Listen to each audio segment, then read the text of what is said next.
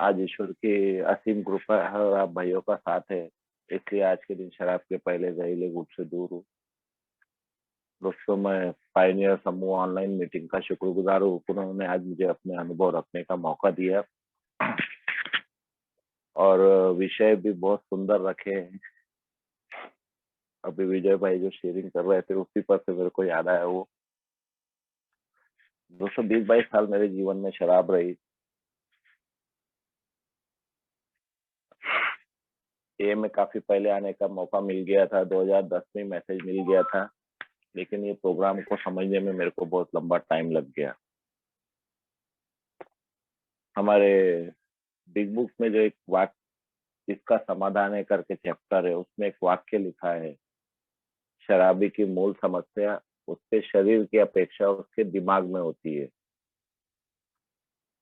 और मेरा भी कुछ ऐसा ही था। मुझे अपने दिमाग पे बहुत ज्यादा भरोसा था। जो एक बात अभी विजय भाई बोल रहे थे, और अल्कोहलिक एनोनिमस भी जो एक चीज बोलती है कि मेरी समस्या अगर शराब है तो उसका कारण मेरा स्वभाव है, और उसकी जड़ कहीं तो भी मेरे बचपन से ही जुड़ी हुई थी। जब मुझे भी अपने आप को ढूंढने का मौका मिला और मैंने वो चीज देखा, बचपन से ही मेरे को परिवार से अलग होके अपनी मौसी के यहाँ रहने लगा था मैं। मेरे को पढ़ाई के लिए भेजा गया था, और वहां पे मैं बहुत अकेला महसूस करता था। मेरे मौसी के बच्चे, मेरे भाई वगैरह बड़े बड़े थे, तो मैं अपनी मन की बात, जो दिल की बात, किसी को बोल नहीं पाता था, और अपने ही दिमाग से कुछ ना कुछ अपने प्रॉब्लम का सॉल्यूशन निकालने का देखते रहता था। एक ओल्ड टाइमर की शेयरिंग में मैंने एक चीज सुनी थी कि बचपन में जो हमारी हरकतें होती थी उसका असर हमारे ऊपर किस तरह से चलते चल जाता था। वो चीज भी मेरे साथ होती गई। अगर अपनी इच्छाओं की पूर्ति करना है, पैसे मांगे और नहीं मिले तो कहीं से पैसे चुरा लो तो अपन अपनी इच्छाएं पूर्ति कर सकते। कुछ गलती हुई और झूठ बोल दो तो अपन गलती से सजा से बच सकते हैं। ये चीजें कहीं तो भी बचपन से मेरे साथ भी चालू हो गई थी, और ये सब करते समय मुझे, मैं जो कुछ भी कर रहा हूँ उसका कहीं तो भी एक प्रकार का घमंड मेरे अंदर आ गया था कि मैं कैसी भी परिस्थिति में अपने दिमाग से बच के निकल सकता हूँ। अपनी गलती का इल्जाम दूसरों पे लगा के, कुछ भी उल्टा सीधा करके। और वही उम्र में बढ़ते समय 19 साल की उम्र में मेरे को एक नौकरी मिल गई। 22 साल की उम्र में मैंने शादी भी कर लिया। मेरी मिसेज भी मेरे साथ ही जॉब करती थी, लव मैरिज किया था। तो वो उम्र में, 22 साल की उम्र में ऐसा लगने लगा था कि अपन बहुत बड़े हो गए। और वो शादी के 3 महीने के बाद से ही मेरी शराब बहुत बढ़ना चालू हो गई थी, क्योंकि 19 साल में जो ड्यूटी लगने के बाद जीवन में पहली बार शराब आई थी, तो शराब ने मेरी ये जो सोच थी इसको और बढ़ा दी थी। एक पैक पीने के बाद मेरा दिमाग बहुत फास्ट काम करने लगता है और मैं बहुत कुछ कर सकता हूँ, ये सोच मेरी बन गई थी। और वो शराब का वो फायदा लेने के चक्कर में मैं काफी कुछ आगे बढ़ता चला गया। धीरे धीरे शराब मेरे जीवन में बढ़ती चली गई, और जो मैं कुछ अच्छा काम भी करने की कोशिश करता था वो भी काम गलत होने लगे थे।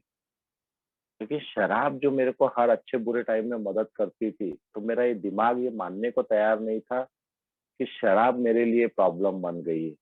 मैं हमेशा प्रॉब्लम को किसी न किसी दूसरे के ऊपर थोपने की कोशिश करते रहता था कि इसकी वजह से प्रॉब्लम हुई और उसकी वजह से। एक टाइम मेरे जीवन में आया कि मेरे परिवार में, समाज से, परिवार से, रिश्तेदारों से सबसे मैं अलग हो गया था। सिर्फ मैं, मेरी मिसेस और मेरा बच्चा, हम तीन ही बचे थे। और उसके बाद जब भी मेरे को प्रॉब्लम होती थी तो मेरा शराब का कारण मेरी बीवी ही बताता था। कोई भी मेरे से पूछता था क्या है, क्यों ऐसे पी रहा है, तो यार मेरी बीवी ने ऐसा की ना, मेरी बीवी ने वैसा की। हर अपनी गलती को उसी के ऊपर थोप देने का। कई जगह मैंने शराब छोड़ने की भी कोशिश किया। मेरी मिसेज भी कई जगह लेके जाती थी। वहां पे भी जाके अपने दिमाग से मैं देख लेता था कि क्या होता है, कैसा होता है। कोई मजमुआ पिलाता था, कोई कपूर का पानी पिलाता था, कोई साइकियाट्रिक ने वो एंटाबूस की गोलियाँ दिया था, तो वो चीज़ें मेरे को मालूम थी कि यार ये तो केमिकल रिएक्शन है। एक केमिकल शरीर में जाने के बाद अगर मैं दूसरा डालता हूँ, तो वो तो बाहर फेंकेगा ही। तो वो जाता था वहाँ पे, मेरी मिसेज़ को सिर्फ़ दिखाने के लिए कि देख तू बोल रही है इसलिए मैं जा रहा हूँ, नहीं तो मेरे जीवन में शराब कोई प्रॉब्लम नहीं है। और ये सिर्फ़ चीज़ें करते करने के टाइम में एक समय मेरे जीवन में ऐसा आया था कि जब मेरी परिस्थिति बहुत खराब हो गई थी, मेरे मिसेज़ की जॉब छूट गई थी, मेरे ऊपर भी दुनिया भर का कर्ज़ा था, छोटे बच्चे की पढ़ाई थी। वो सिचुएशन ऐसी थी कि मेरा बच्चे की फीस ₹1100 की थी और मेरा पेमेंट ₹800 निकलता था। तो मैं खाऊँगा कहाँ, रहूँगा क्या-क्या? उस दिन दिमाग में सोचा कि नहीं यार अब बहुत बेकार हो गया, अब दारू नहीं पीने का। और मैंने 3 साल शराब बंद रखा था। 3 साल के बाद फिर पिया से शुरुआत हुई और 2-3 साल में फिर जो परिस्थिति थी वैसी की वैसी मेरे साथ आ गई। ऐसा क्यों हो रहा मेरे को मालूम नहीं था। लेकिन यहाँ जो एक स्लोगन दिया गया है, अपने जवाब अपने दिल से ढूँढो। वो सारे शराब छोड़ने की कोशिशों में वो एक डॉक्टर था, जो मेरा फैमिली डॉक्टर था और मेरे को काफ़ी दिनों से जानता था। मैं वहाँ कहीं नहीं कभी वो डॉक्टर के पास नहीं गया ट्रीटमेंट के लिए, क्योंकि वो बोलते थे कि तू दारू बंद कर उसके बाद मेरा इलाज करूँगा। और आखिरी के दिनों में मेरे को ऐसा लगने लगा था कि अब मैं मरने वाला हूँ। अल्सर हो गया था क्योंकि एंटाबूस की गोलियाँ भी खाता था, दारू भी पीता था, खून की उल्टियाँ होती थी, हाइपर एसिडिटी हो गई थी, अंदर पूरे शरीर में छाले पड़ चुके थे। तो अब ऐसा लगा था कि 30-32 साल की उम्र में मरने वाले, तब भी मेरा दिमाग मेरे को एक ही चीज़ की गवाही देता था कि शकील तेरे जीवन में हर चीज़ बहुत जल्दी-जल्दी हो चुकी है। 19 साल की उम्र में नौकरी लग गई, 22 साल की उम्र में शादी हो गई, अब 30-32 साल की उम्र में तू मरने वाला है। तो उस समय भी मैं वो पीएफ से पैसे निकाल लो, यहाँ से निकाल लो, खा पी के ही मरने का, वही सोच मेरी ले चलती थी। लेकिन एक दिन पता नहीं क्या हुआ और मैं बोला अपनी सारी फाइलें लेके मैं डॉक्टर के पास गया। मैं उनको बोला डॉक्टर साहब अब मैं मरने वाला हूँ। उन्होंने मेरी फाइलें देखे, तो एक बात बोले यार तू मरेगा नहीं। वो डॉक्टर साहब का बोला हुआ बात कि तू मरेगा नहीं, मेरे को एकदम से अच्छा लगा। वो दवाखाने से निकल के मैं फिर दारू ही पीने गया। लेकिन वो डॉक्टर साहब ने मेरे को दवाइयों के साथ-साथ एक ए मेंबर का नंबर भी दिए थे। और यहाँ पे भी अपने मिसेज़ को कि मेरी बीवी पीछे लगी है कि वो डॉक्टर साहब के नंबर दिए, कम से कम बात करके तो देखे, बोल के तो देखो, मिलो तो क्या बोलते हैं वो। तो मैं वो मिसेज़ के कहने पे मैंने वो नंबर पे फ़ोन किया, वो मेरे घर के ही पास का एक स्कूल का नंबर था। और जब पहली बार मैं डिगोरी से ताजबाग करीब 1.5-2 किलोमीटर का अंतर होगा वो, मेरी मिसेज़ को बिठा के मैं वहाँ से वो मेंबर से मिलने जा रहा था। तो पहली बार मैं अल्कोहलिक एनोनिमस में जा रहा था और गाड़ी पे मैं मेरी मिसेज़ को ये समझाते हुए जा रहा था कि एक ही मीटिंग में क्या होता है, कैसे वो शराब से दूर रखते। तो जो बोलते हैं ना एक शायना बेवड़ा, अपने आप को कितना मैं होशियार समझता था कि मैं खुद पहली बार उस जगह पे जा रहा हूँ और मेरी मिसेज़ को समझाते हुए लेके जा रहा हूँ कि वहाँ पे क्या होता है। अच्छे कपड़े पहन के गया था, मोबाइल-वोबाइल सब कुछ ठीक-ठाक।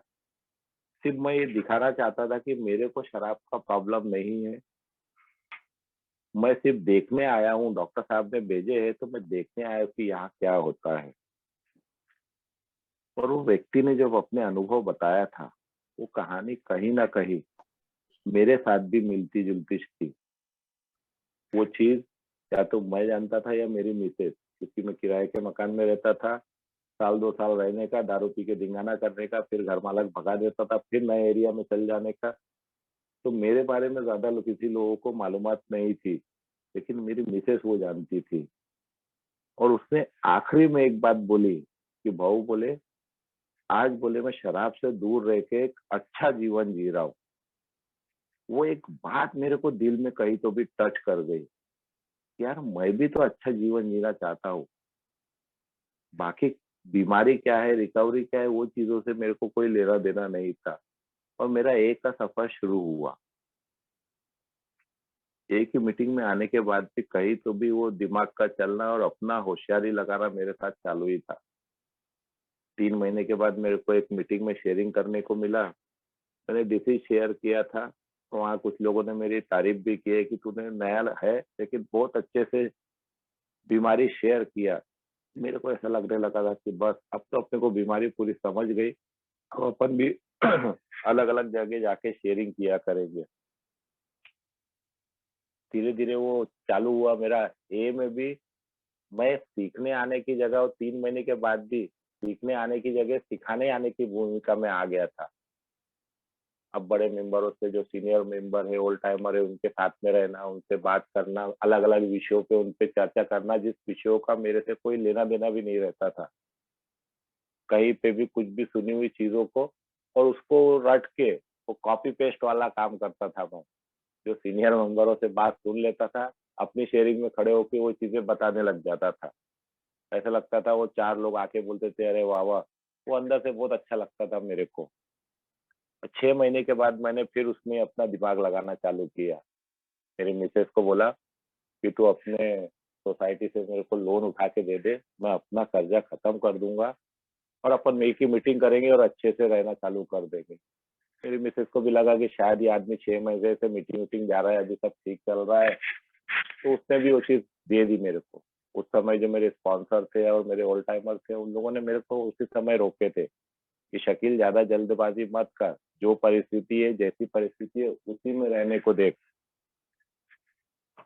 अल्कोहलिक एनोनिमस में आने के बाद नया कर्जा मत उठा। तो मेरे को लगा कि यार ये चीज़ें इन लोगों को मालूम नहीं। मेरा थोड़ा-सा अलग है, दोनों मियाँ-बीवी ड्यूटी करते हैं, प्रायोरिटी जॉब है, एक ही लड़का है, मैं सब बराबर मैनेज कर लूँगा। मेरी मिसेज़ ने उठा के दी और मेरा फिर से वहाँ सफ़र चालू हुआ। 11 महीने के बाद एक छोटी-सी बात पे कोई तो भी झगड़ा हुआ और मैंने गुस्से में जाके दारू पी लिया और यही चीज़ मेरे साथ बार-बार होती रही। ए में आने के बाद हमारे पुराने सदस्य बोलते या तो ए में आना नहीं और आ गए तो दारू पीना नहीं। मैं हर बार अपने आप को साबित करने की कोशिश में लगे रहता था। ऐसा नहीं था कि दारू पीने के बाद वो जो 2-3 दिन विथड्रॉल रहते थे, वो पूरा शरीर हिलता था, हालत खराब हो जाते थे। अंदर ही अंदर से बुरा लगता था कि यार मैं क्या कर रहा हूँ?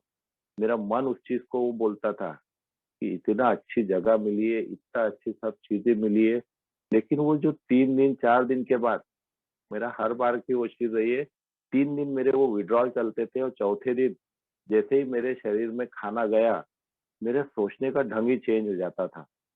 मेरी मिसेज़ मेरे को देख के हमेशा बोलती थी, "फिर तुम्हारा कमीनापन चालू हो रहा क्या?" मैं सोचता था यार मेरे मन में ये बात चल रही है, इसको कैसे मालूम पड़ जाता? लेकिन शायद वो मेरे को बहुत अच्छी तरीके से जानती थी। मैं वो चीज़ों को समझ नहीं पा रहा था, लेकिन हर बार फिर मेरा वो चिंदी का साँप बनाना चालू हो जाता था। इससे उधार ले लूँगा, इसके पैसे दे दूँगा, वहाँ से ये उठा-पटक करूँगा और यही कोशिशों में मैं हर बार लगे रहता था। एक धंधा करने की कोशिश किया, फिर एक उम्मीद ये थी कि ससुराल वालों से पैसे मिल जाएँगे, पूरे कर्जे खत्म कर देंगे, ये कर देंगे, वो कर देंगे। बीच में मैं 1 डेढ़ साल में शराब से दूर भी था, मेरा घर भी बन गया था और ये इस सिलसिले में करीब-करीब मेरे 9 साल निकलते चले गए, सिर्फ़ अंदर-बाहर। और वो अपने आप को जो बेवकूफ़ बनाने वाली बात है, शराब से दूरी तो नहीं मिल पा रही थी, लेकिन जो ये भौतिक और बाकी चीज़ें मेरे साथ में हो रही थी, मैं उसी को रिकवरी मान लेता था। मेरे को आज भी वो चीज़ में सोच के मेरे को अपने आप पे हँसी आती है। मैं एक बार एक मेंबर को बोला भी था कि यार 9 साल सोबर मेंबर के पास जितनी सब चीज़ें नहीं होंगी, उतनी तो 9 साल स्लिप मेंबर के पास मेरे पास वो है। घर है, गाड़ी है, फाइनेंशियल स्टेटस ठीक हो गया, सब कुछ मेरा बराबर हो गया। लेकिन जो अंदर मार बैठ रही थी, वो मैं समझ नहीं पा रहा था कि ऐसा मेरे साथ क्यों हो रहा है? जो मेरे को अपनी सोच पे, अपने दिमाग पे इतना भरोसा था, अपने शरीर पे कि मैं 18-18, 20-20 घंटे काम कर सकता हूँ। दोस्तों आखिरी के दिनों में वो सारी चीज़ें मेरी खत्म हो गई थी। मेरे शरीर की हालत इतनी बेकार हो चुकी थी कि मैं वहाँ पे फर्स्ट फ्लोर पे रहता था, वहाँ चढ़ने में मेरे को तकलीफ होती थी। मेरी मानसिकता इतनी खराब हो चुकी थी कि कई बार मीटिंग में जाने के लिए मैं मिसेज़ को साथ में बिठा के लेके जाता था कि मैं आधे रास्ते में कहीं वो रास्ता भूल ना जाऊँ। वो एक पागलपन की अवस्था में मैं आ गया था। लेकिन तब भी वो अंदर से वो चीज़ मानने को मैं तैयार ही नहीं हो रहा था। लेकिन दोस्तों एक दिन वो आया मेरे जीवन में। मैं दारू पी के घर में आके कुछ तो भी धिंगाना कर रहा था, और शायद मैंने अब मेरे लड़के का, मेरा 20 साल का लड़का था उस समय, वो अभी उसका मोबाइल फोड़ने की कोशिश किया। उसको बहुत ज़्यादा गुस्सा आया, और उस दिन वो जो पारिवारिक बीमारी बोलते हैं, वो मेरे घर में देखने को मिली। उस दिन मेरे 20 साल के लड़के ने वही हरकतें किया जो इतने सालों से मैं दारू पी के करते हुए आ रहा था। मेरे को 2 रॉड मारा, टीवी फोड़ दिया, मोबाइल तोड़ दिया। मैं समझ नहीं पा रहा था कि इतना कैसे हो सकता है। वो अंदर से मैं टूट एकदम से हिल गया। मेरे को कभी उम्मीद ही नहीं थी कि मेरा लड़का मेरे साथ ऐसा कुछ कर सकता है। उस दिन मेरा नशा कब उतर गया, क्या हुआ, मैं बाहर हॉल में एक बेड के ऊपर पड़ा हुआ था।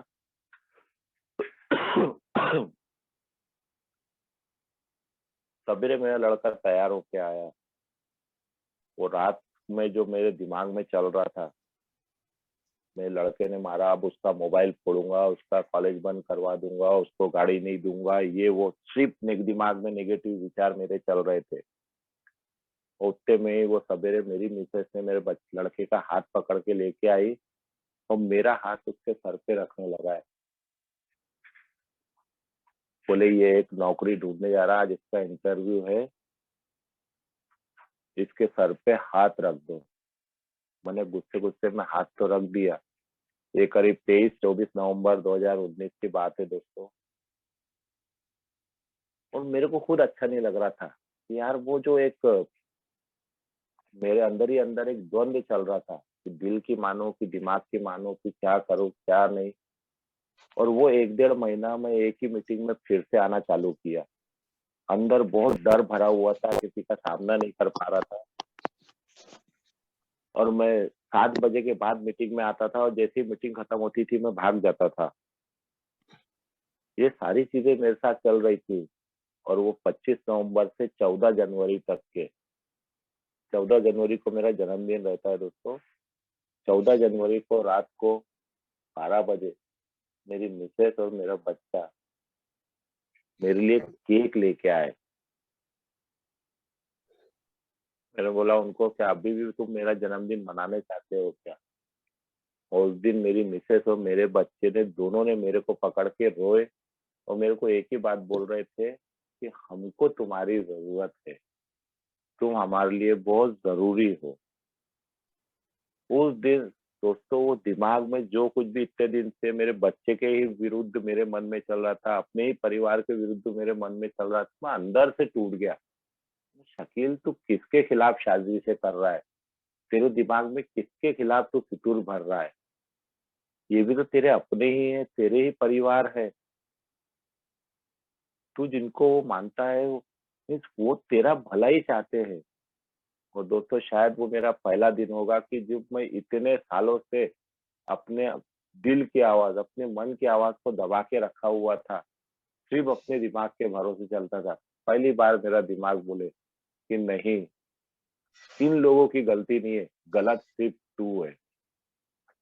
और दोस्तों वहां से एक छोटा सा, ये जो हमारे स्लोगन का है, पहला सवाल का जवाब मेरा, मेरे दिल ने मेरे को दिया कि शकील सारी दुनिया अच्छी है, अगर कोई गलत है तो वो सिर्फ तू है, और तेरे को अपने में बदल करना है।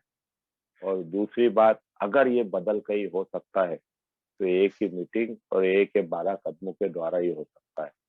दोस्तों मैंने उसके ऊपर चलना चालू किया। वो एक विचार लेके, जब पॉजिटिव विचार लेके अपने दिल की आवाज सुन के मैंने चलना चालू किया, और फिर स्टेप वर्क किया दोस्तों। मेरे स्पॉन्सर ने मेरे को एक बात पूछी थी कि शकील बोले, इतने साल 20-22 साल या 42 साल की उम्र तक तूने अपनी जिंदगी में क्या क्या किया? मैं बोला बहुत कुछ। खुद पढ़ाई किया, शादी किया, खुद से नौकरी पे लगा, बच्चे का अच्छा एजुकेशन किया, घर बांधा, गाड़ी घोड़ा, ये वो सब कुछ बराबर किया। वो सब मत बता बोले, सच्चाई बता बोले, अंदर से सच्चाई बता कि 42 साल की उम्र तक तूने क्या किया। मैं 2 मिनट के लिए रुक गया कि ये मेरे से क्या पूछना चाहते हैं। और फिर वो अंदर से सोचा मैंने, यार इतने साल मैंने किया क्या हो? तो वो आवाज मेरे अंदर से आई, तूने क्या किया? तूने कुछ नहीं किया, तूने सिर्फ हर चीज को बर्बाद किया, सारे रिश्तों को बर्बाद किया, पैसा बर्बाद किया, समाज में इज्जत बर्बाद किया। इतने साल नौकरी करने के बाद आज भी तेरे जेब में 5 पैसा नहीं है। अपने तेरे परिवार को तेरे ऊपर विश्वास नहीं है कि ये हमारे लिए अच्छे बुरे टाइम काम आ सकता है। छोटे भाई-बहनों की लाइफ खराब किया। उस दिन वो अंदर से जो बोलते हैं ना, पहला कदम मेरा, उस दिन अंदर से वो देखा मैंने कि शकील, ये जो तू अपने दिमाग में इतना सारा लेके घूम रहा था कि मैं तो ऐसा हूँ और वैसा हूँ, वास्तविकता तो तू शायद तूने छुपा के रखा था या जानते हुए भी अनदेखा कर रहा था। वो वास्तविकता को मैंने स्वीकार किया कि यह लोग जो सोचते हैं या मैं खुद जो अपने आप को समझता हूँ, वास्तविकता में शकील वैसा नहीं है। शकील तो कुछ अलग ही है। वो एक डुअल पर्सनालिटी की बात अल्कोहलिक एनोनिमस पर थी। मेरे स्पॉन्सर ने वो एक चीज बोला था, तूने अपने आप को कभी देखा क्या? बोले, तू सोचता कुछ है, बोलता कुछ है और करता कुछ है। और वही दिल और दिमाग का जो भेद था, मेरा दिल कुछ और सोचता था और दिमाग कुछ और बोलता था करने का। और ये दोनों के चक्कर में मेरे जिंदगी की वास्तविकता क्या है, मैं वो समझ ही नहीं पा रहा था। और दोस्तों, मैंने वहां से वो मेरे जो सवाल थे उनके जवाब ढूंढना चालू किया। और हर सवाल का जवाब अल्कोहलिक एनोनिमस के पास है, ये विश्वास कहीं तो भी मेरे को अंदर से था। क्योंकि इतनी जगह शराब छोड़ने की कोशिशों के बाद भी सिर्फ एक ही चीज थी कि इतने साल बाहर जाने के बाद भी मैं वापिस आते रहा, क्योंकि मेरे को मालूम था अगर मेरे जिंदगी में बदल कहीं हो सकता है। क्योंकि वो जो दिल से प्यार की भाषा, एक बात यहाँ एक स्लोगन बोला जाता है, द लैंग्वेज ऑफ हार्ट, मेरे दिल की बात, मेरे अंदर की तड़प, मेरे अंदर की दुख, मेरे अंदर के दर्द को सिर्फ यही के मेंबर समझ सकते थे, बाकी कोई नहीं समझ सकते थे। वो जो एक दिल का रिश्ता बना हुआ था, कहीं तो भी वो चीज से मेरी शुरुआत हुई। दोस्तों, उसके बाद मैंने स्टेप वर्क चालू किया। हमारे पहले 2-3 कदम के बाद से मेरे को ऐसा लग रहा था कि अब तो धीरे धीरे परिस्थिति ठीक हो रही है। अब तो मैं थोड़ा सा विचारों में भी परिवर्तन आ गया है। ये मेरे स्पॉन्सर ने एक बात बोले थे, तेरे को मालूम है? बोले, शकील, हम अपने घर में जब गणेश जी की स्थापना करते हैं या तेरे यहाँ पे भी जब शादियाँ वगैरह रखते हैं, हमारे मुहर्रम में और मेरे यहाँ पे रखते थे, हम वो भगवान की मूर्ति लाने के पहले वो एरिया की पूरी सफाई करते हैं और उसके बाद भगवान को रखते हैं। अगर तू अपने मन में भी वो अच्छी चीज, क्योंकि ये तेरा कुछ दिनों का रहता है, मैं महीना 2 महीना थोड़ा अच्छी भाषा में अच्छी चीजों में रहा तो मैं बहुत पॉजिटिव रहता हूँ, और एक भी किसी ने पिन मार दिया तो मेरा सारा वो गुब्बारा फूट के मैं फिर निगेटिव चीजों में ही चले जाता हूँ।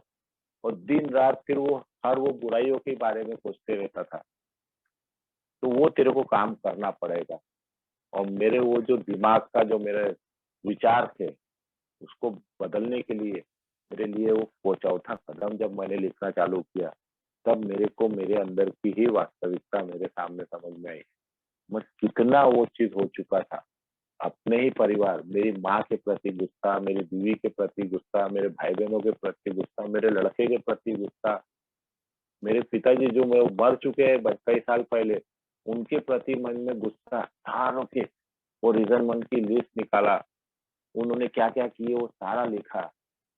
और सही में वो चीज जो बोलते ना, मेरे जवाब, जब वहां पे मेरे को ये लिखना पड़ा कि तूने क्या किया था, तूने क्या करना चाहिए था।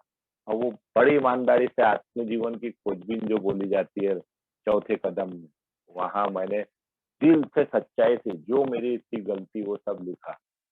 और वो लिखने के बाद कहीं तो भी वो मेरा परिवर्तन मेरे को दिखा कि मैं किन लोगों को दोष दिए जा रहा था, किन लोगों को बर्बादी के पीछे लगा हुआ था।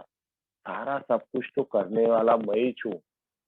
और जब मैं ही छूँ तो इसमें सुधार भी मेरे को ही करना पड़ेगा। दोस्तों, मैंने अपने पत्नी से, अपने बच्चे से माफी मांगा, उनसे मदद मांगा कि प्लीज मेरी मदद करो, मैं अब ये जिंदगी नहीं जीना चाहता।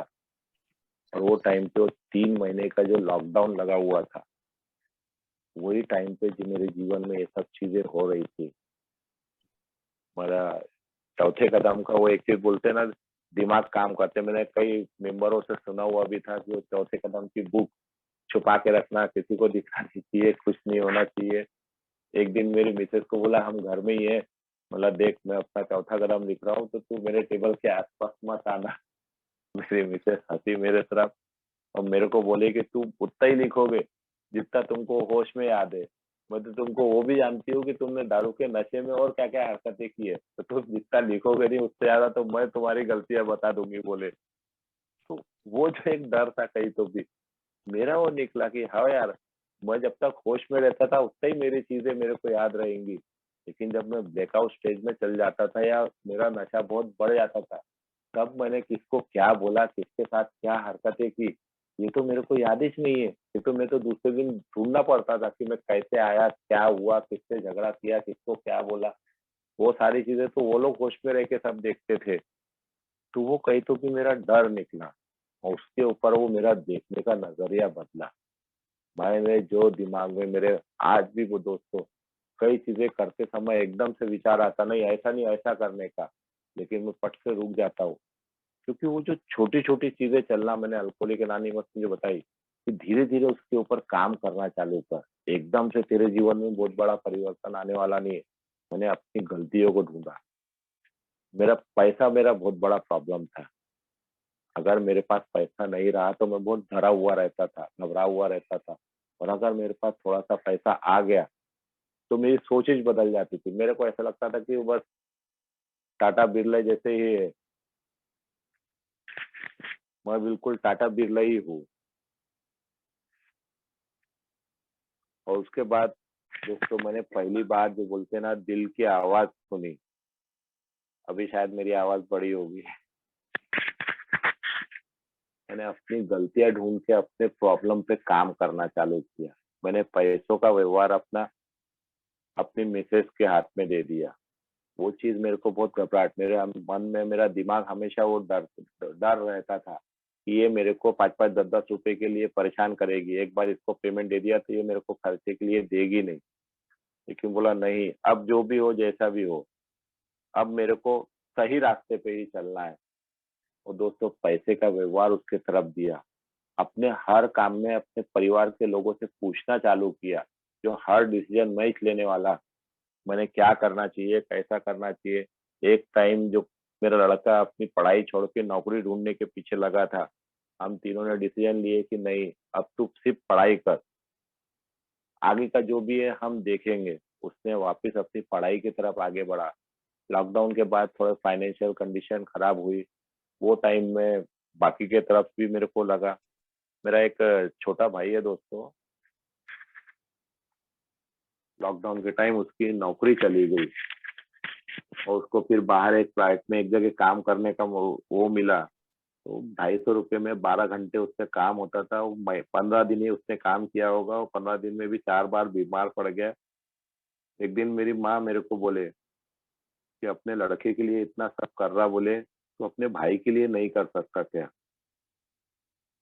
और वो चीज मेरे पास लिखी हुई थी कि मैंने क्या क्या गलतियां थी, कहाँ का।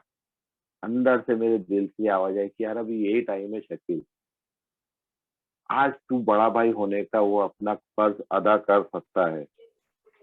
मैंने एक जगह से मैंने एक जगह से सोसाइटी से लोन उठाया और अपने भाई के लिए एक छोटा सा दुकान खोल के दिया।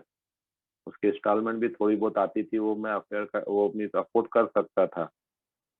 लेकिन वो एक छोटा सा किया हुआ काम मेरे पूरे परिवार का देखने का नजरिया मेरे तरफ बदल गया। लोगों को ये लग रहा कि अब ये शकील पहले जैसा नहीं है कि दारू पी के हर बार अपनी अकड़ दिखाना, ना ये करने वाला नहीं। पहली बार लोगों का देखने का नजरिया है कि नहीं भाई, ये अपने परिवार के लिए भी कुछ करना चाहता है। और वहां से मेरी धीरे धीरे छोटी बहन के टाइम, ऑपरेशन के टाइम मेरे को जाना पड़ा।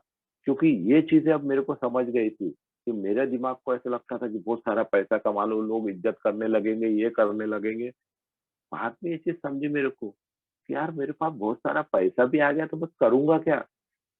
ना मेरे दिमाग में कोई प्लानिंग है, ना दिमाग में कोई सोच है। 10 लाख 20 लाख किसी ने दे भी दिया तो मैं करना क्या है।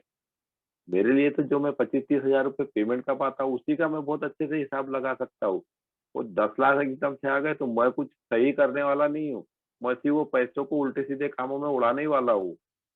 तो वो चीज़ मेरे को समझी कि वो इम्पोर्टेंट नहीं है। इम्पोर्टेंट ये है कि परिवार के साथ वो चीज़ों को मैं किस तरह से सही हैंडल कर सकता हूँ। धीरे-धीरे मैं एक-एक चीज़ों में इन्वॉल्व होना चालू हुआ। अपने छोटे भाई का, छोटी बहन का, मेरे लड़के के एजुकेशन के टाइम उसको बहुत ग्रेजुएशन के बाद पढ़ाई का उसका वो था कि मैं मुंबई में ही जाके या पूना में जाके पढ़ाई करूँगा। ये छोटी-छोटी समस्याएँ नहीं थी दोस्तों, लेकिन ये जो जीवन में आने वाली मेरी ज़िम्मेदारियाँ थी, मेरे को ऐसा लगता था मैंने अपने 1-2 मेंबरों से बात भी किया, बोला यार उसको बॉम्बे में पढ़ाई के लिए भेजना सही रहेगा कि नहीं रहेगा? एक मेंबर का जवाब मेरे को उसका पटा था। उसने एक ही बात बोला कि शकील वो तेरा ही लड़का है। तू अगर बॉम्बे गया रहता तो तूने क्या किया रहता? बोला मैंने तो धिंगाना किया रहता। तो सोच ले बोले वो भी तेरा ही लड़का है। क्या तेरे को ऐसा लगता है क्या? कहीं तो भी मेरे दिल में भी ये बात आई। लेकिन वो समय मैं बहुत दुविधा में चल रहा था। अगर नहीं भेजूँगा तो मेरे बच्चे के मन में यही फीलिंग रहेगी कि देखो पहले तो मेरा बाप कुछ करता ही नहीं था और आज करने की सिचुएशन में आया तो मेरे लिए कर नहीं रहा। बोला अब इसके लिए क्या करना? और कुछ नहीं, एक दिन मैंने डिसाइड किया, मैं और मेरा लड़का, मैंने भी कभी बॉम्बे गया नहीं था इसके पहले। बोला चल अमन अपन दोनों ही जाके देख के तो आएँगे क्या सिचुएशन है, कैसा है वहाँ का क्या है? क्योंकि उसने कॉलेज में बात कर लिया था, उसके कॉलेज में एडमिशन होने वाली थी, सिर्फ जाके हमको डॉक्यूमेंट दिखाना था और वो फाइनेंशियल भी उसमें बहुत लंबा खर्चा होने वाला था। हम दोनों गए बाप-बेटे, 2 दिन पूरा बॉम्बे घूम के आए। 2 दिन घूमा, शाम में उसको बोला क्या लगता है अपन यहाँ रह सकते कि नहीं रह सकते? और उसके मन में आया नहीं ना पापा, बोले ये अपने लिए नहीं है बोले, अपने लिए अपना नागपुर ही ठीक है। और 2 दिन के घूम के 2 दिन के लिए गए थे हम, एक ही दिन घूमे, दूसरे दिन हम दिन भर रेलवे स्टेशन पे ही बैठे रहे और रात की ट्रेन से वापिस आ गए। शायद मैं दिमाग लगा के उसको प्रेशर बनाता, ये करता तो शायद वो चीज़ में उसके मन में वो बात रह जाती। फिर दिन में बोला कि कम से कम उसको वो चीज़ें समझे तो, क्या सही है, क्या गलत है, वो डिसीज़न तो ले।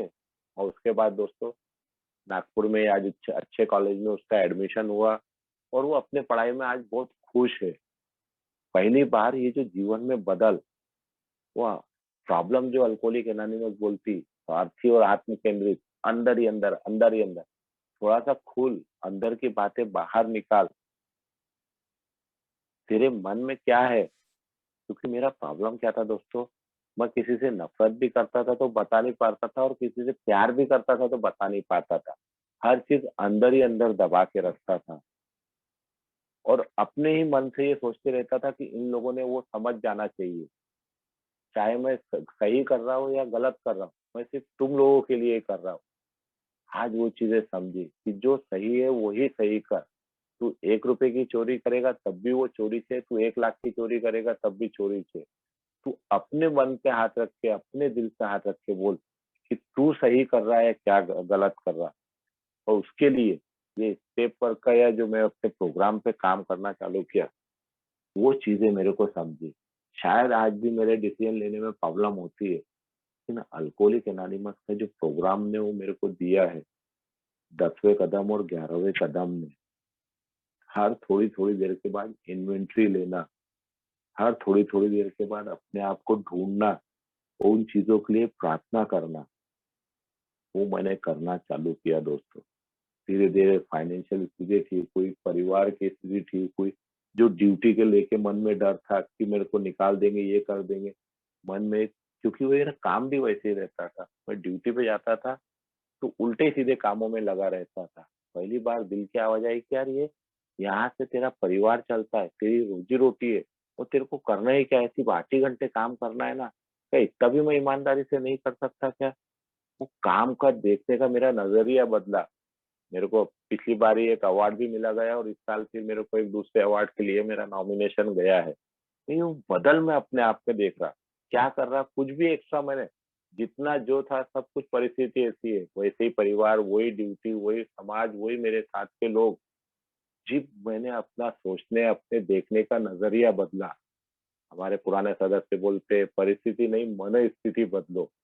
मेरे मन की स्थिति जब मैंने बदला, तो मेरे को उसके रिजल्ट भी दिखना चालू हो गए।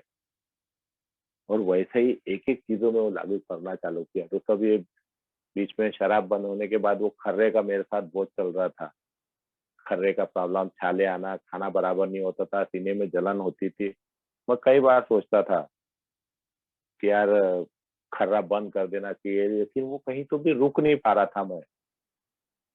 और 2 बार मेरे जीवन में 2 दिन में एक सिचुएशन आई। मैं अपनी अभी कार लेके गया और एक मेरे रिलेशन में एक जन है, उनके सामने उतर के वो कार का दरवाज़ा खोल के थूका मैंने। वो लोग बोले, "यार इतने अच्छे से अब सब कुछ चेंज हो गया, दिखने में अच्छा सब अच्छा, तेरे को शोभा देता क्या?" बोले, "इस तरह से खर्रा खा के थूकते रहता।" पहले दिन एक व्यक्ति ने मेरे को वहाँ टोका। दूसरे दिन मैं एक जगह टो स्टेपिंग करने के लिए मैसेज देने गया था। हमने वो अपने भाई को समझाया-वमझाया, सब कुछ बताए। वो आने के लिए मीटिंग में आने के लिए भी तैयार हुआ, लेकिन उसके साथ में उसका लड़का बैठा हुआ था। वो सब बातचीत होने के बाद चाय पी और मैंने अपनी जेब का खर्रा निकाला और खाने लगा। उनका जो लड़का बैठा हुआ था वो क्या बोले, "भाऊ बोले दारू के लिए मीटिंग होती, खर्रे के लिए नहीं होती क्या?" बोले। मेरे को अंदर से बुरा लगा। यार शकील कुछ तो भी गड़बड़ हो रही है। और मैंने दोस्तों उसी दिन से ऊपर वाले के से मदद माँगी, क्योंकि दिल की आवाज़ सुनने वाला कोई है, तो वो सिर्फ़ ऊपर वाला ही है मेरा। मेरा ईश्वर, मेरा हायर पावर। मैं ईश्वर अब इस चीज़ से भी दूर रहने में मदद कर बोले। दोस्तों, जहाँ इतनी कोशिश करते थे, इतनी उठा-पटक करते रहता था और उसके बाद दोस्तों मेरे को कोई मदद नहीं, उठा-पटक की या कोई दूसरा सब्स्टिट्यूट लेने की ज़रूरत नहीं पड़ी। उस दिन से मेरे को खर्रा खाने की 6-7 महीने का टाइम हो गया, वो खर्रा भी मेरा बंद हो गया। तो ये चीज़ देखा मैंने कि अल्कोहलिक एनोनिमस जो बोलती है, वो अंदर की पावर, वो उसको डेवलप करना है। उसके लिए मेरे को जो संबंध अपने ईश्वर से बोला गया है, मेरे को एक हमारे सुशील भाई है ओल्ड टाइमर, उन्होंने एक चीज़ बोले थे कि जो तू मैं जो ड्यूटी जाता हूँ तो मेरे को 1 घंटा बस में बैठना पड़ता है। तो 1 घंटा बस में बैठ के तू बहुत अच्छे से मेडिटेशन कर सकता है।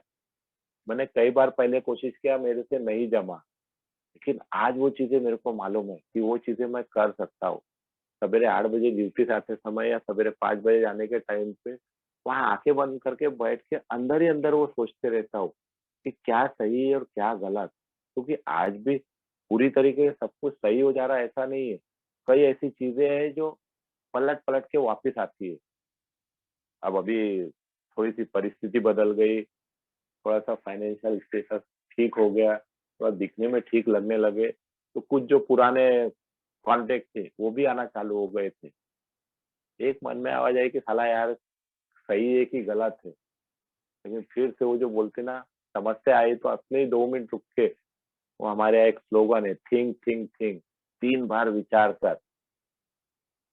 पहली बार ऊपर से विचार कर, दूसरी बार दिमाग से विचार कर, तीसरी बार दिल से विचार कर। ऐसे हमारे थोड़ा-सा ओल्ड टाइमर वो चीज़ बताते हैं बराबर। वो जो तीसरी आवाज़ अंदर से निकलती है कि मैंने ये करना कि नहीं करना। एक बार अफेयर कर लिया तो क्या होता? लेकिन क्या सही में मैं ये कर सकता हूँ क्या? एक बार जुआ खेल लिया तो क्या होता? लेकिन मेरी हिम्मत है क्या? मैं उतना सहन कर सकता हूँ क्या? एक बार वो आईपीएल में लगा दिया तो क्या होता? व आज वो अंदर से आवाज़ आती कि नहीं शक्ति, अब तू इस लायक नहीं है। शायद तूने पहले किया होगा, कमाया होगा, गँवाया होगा, जो भी है, वो चला गया। आज ऊपर वाले ने दोस्तों फाइनल वो चीज़ देखा मैंने कि ऊपर वाले ने मेरे को अल्कोहलिक एनोनिमस में लाया है, तो मेरा भला करने के लिए, मेरा अच्छा करने के लिए लाया है। और मैं वही अच्छा अच्छा करने को ऊपर वाले के साथ अपोज़ करते रहता था। तो उसकी सज़ा मेरी कितनी हुई वो भुगत के आया। टीबी हो गई, दवाखानों से भगा दिया गया, सेंटर में एडमिट होना पड़ा। अपने ही बनाए हुए मकान में सुसाइड करने की नौबत आ गई थी, सारी चीज़ें खराब हो गई थी। और फिर भी आज तेरे मन में विचार आता कि एक बार सट्टा खेल लिया तो क्या सही में तू कर सकता है क्या? दोस्तों अंदर से आवाज़ आती है कि नहीं, अब तू गलत काम करने का नहीं। आज तेरे पास गलती करने की गुंजाइश नहीं है। शायद पहले हो सकती थी, पहले कर सकता था। जिस तरह से शराब ने तेरे साथ के सामने तूने हतबलता मानी है, तेरे को और भी कही। और दोस्तों वो चीज़ें करने में आज मेरे को कोई भी तकलीफ नहीं होती है। आज ऊपर वाले की मेहरबानी है, मेरे फेलोशिप का साथ है कि हर वो चीज़ सही दिशा में और सही रूप से करने की ताकत मेरे को यहाँ से मिलती रहती है। कई बार दोस्तों ऐसा होता था कि वो मीटिंग को लेके भी मेरे मन में वो हो जाते थे, किसी ग्रुप के लोग पसंद नहीं, किसी ग्रुप में ये लोग जाते तो उल्टा-सीधा बोलते, तो वो चीज़ हो गई। मैंने वो सोचा कि यार ऐसा मेरे साथ क्यों हो रहा है? मैंने एक चीज़ देखा था दोस्तों, मैं जब आया था ना, पूरे अल्कोहलिक एनोनिमस को मैं प्यार करता था। फिर क्या हुआ धीरे-धीरे मैं उन लोगों को प्यार करना चालू कर दिया, कि ये मेंबर अच्छा है तो इसी के साथ रहने का, वो मेंबर अच्छा है तो उसी के साथ रहने का, वो अच्छा नहीं है, ये अच्छा नहीं है। कहीं तो भी उसके कारण मैं खुद ही देखता था, कि आज ये ग्रुप की मीटिंग है ना, नहीं, नहीं आज मीटिंग ही नहीं जाते, कल जाएँगे। बाद में सोचा कि शकील तू कहाँ पे क्या किस रास्ते पे चल रहा है? हर जो आया हुआ व्यक्ति है वो अच्छा ही है और उससे तेरे को बचाने में हर तरीके से मदद की है।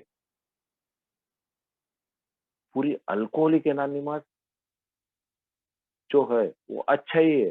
प्रॉब्लम तेरे में है, तेरे को अपना इलाज करने के लिए जाना है। कहीं तो भी दोस्तों फिर से नज़रिया बदला। आज मेरे को नहीं, कल अभी मेरे एक दोस्त ने मेरे को कॉम्प्लीमेंट दिया कि शकील के सामने किसी भी आदमी की बुराई कर रहा है तो वो हँस देता है। क्योंकि वो अंदर से मेरे को मालूम है कि यही वो व्यक्ति हैं, जिन लोगों की वजह से आज मैं ज़िंदा हूँ, मेरा परिवार सुखी है। तो मैं किसी आदमी की बुराई नहीं कर सकता। दिल से हर आदमी से मेरे हर मेंबरों के प्रति मेरे मन में प्यार है, क्योंकि वो हर वो इम्पोर्टेंट व्यक्ति है, चाहे वो नया हो, चाहे पुराना हो। मैं उसमें अच्छे और बुरे का भेदभाव नहीं कर सकता हूँ। दोस्तों यही वो चीज़ें कर रहा हूँ। कहीं तो भी वो चीज़ों को आज भी कोशिश करते रहता हूँ, क्योंकि जो बीमारी बोली गई है कभी भी दुरुस्त होने वाली नहीं है। थोड़ी देर बहुत अच्छे-अच्छे विचार आते हैं और थोड़ा-सा कुछ गड़बड़ हुआ, तो मैं बहुत नेगेटिव विचारों में पैसा चले जाएगा, ये चले जाएगा, नौकरी चले जाएगी, बच्चे की पढ़ाई होने के बाद नौकरी लगेगी कि नहीं लगेगी, ऐसा हो जाएगा, वैसा हो जाएगा। बीच में तो एक भलते ही मेरे को विचार चालू हो गया था कि शायद मेरे को कैंसर ही हो जाएगा, पेट का कैंसर हो जाएगा। तो साला कहाँ कौन-सी नेगेटिव बातों में और इसका हमारा वो एक डेली थॉट्स में उस दिन मैं देख रहा था वो चीज़ लिखी हुई, वो भावनिक हैंगओवर। एक गलत विचार लेके अगर मैं सोया तो दूसरे दिन वही गलत विचार मेरे दिमाग में चलते रहता है और दूसरे दिन भी मेरा दिन भर वही चलते रहता है। तो आज वो चीज़ों का मैं ध्यान रखता हूँ कि रात को सोने के पहले चाहे अच्छी चाहे बुरी, सारी बातों को अपने मन में क्लियर कर दूँ और आखिरी में ऊपर वाले को सिर्फ़ दिल से धन्यवाद देने का, कि जो भी मेरे जीवन में हो रहा है, वो तेरी इच्छा ही है, अच्छा होगा तो भी तेरी इच्छा, बुरा होगा तो भी तेरी इच्छा। तो दूसरे दिन के बारे में मैं कुछ रखता नहीं हूँ। दोस्तों आज यही सब करते रहता हूँ।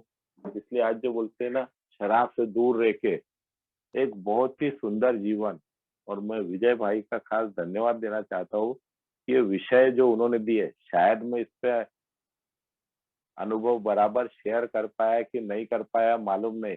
लेकिन कहीं तो भी ये विषय सुनने के बाद जब मैंने अंदर ही अंदर मनन चालू किया, तो मेरी बहुत सी चीज़ें जो मैं सोच भी नहीं सकता था वो मेरे अंदर से निकल के आई। मैं दोस्तों फिर से एक बार विजय भाई को और पायनियर ग्रुप का बहुत-बहुत धन्यवाद देता हूँ, कि मुझे आज यहाँ बोलने का मौका दिया गया। धन्यवाद दोस्तों।